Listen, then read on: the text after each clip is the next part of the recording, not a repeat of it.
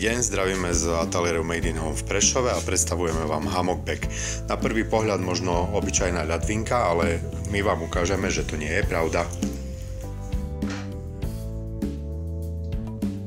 Jak v mladom sade i v rajskej záhrade rastú jablká.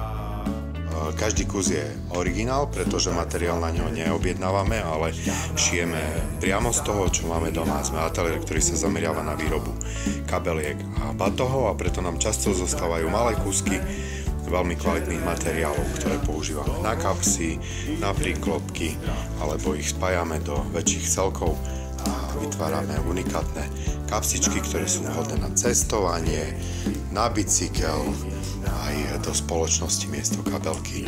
Sú vhodné pre ženy aj pre mužov.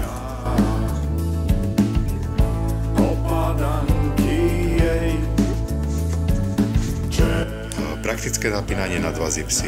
V hornej časti kapsy vám zaručí to, že si môžete otvoriť kapsu v ktoromkoľvek mieste podľa potreby. Ale ešte praktickejšie je zapínanie po stranách, ktoré je na sťahovanie a dodávaš mu hamoku neviditeľný priestor navyše, takže sa vám do nej zmestí trebárs aj veľká fľaša, karimatka alebo nejaká prerastená zelenina. Ak si otvoríte kapsu aj na druhej strane, vznikne z dizajnového výrobku veľmi praktický pomocník, v ktorom môžete prepravovať aj dlhé veci. Ak sa bojíte, že by vám to mohol niekto trebárs v autobuse otvoriť, tak je tu jednoduché riešenie a sťahovanie si môžete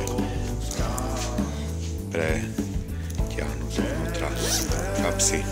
Keď je kapsa prázdna, je veľmi skladná a zmestí sa aj pod vetrovku, ale keď ju naplníte, tak má fakt veľký objem a v prípade potreby sa vám doň zmestí pohodlne aj menší nákup.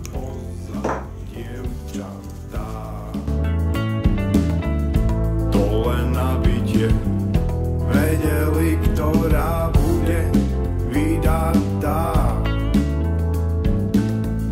Jablková zóna. Kapsa sa dá nosiť okolo pásu alebo okolo crossbody cez telo, pretože popruhy sú sťahovacie na oboch stranách a teda rozptyl alebo ten rozdiel medzi stiahnutým a rozťahnutým je dostatočne veľký, aby sa vám nosil tak, ako to máte najradšej.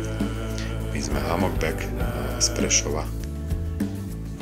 Žiadna sa im nevyhne, nechodené.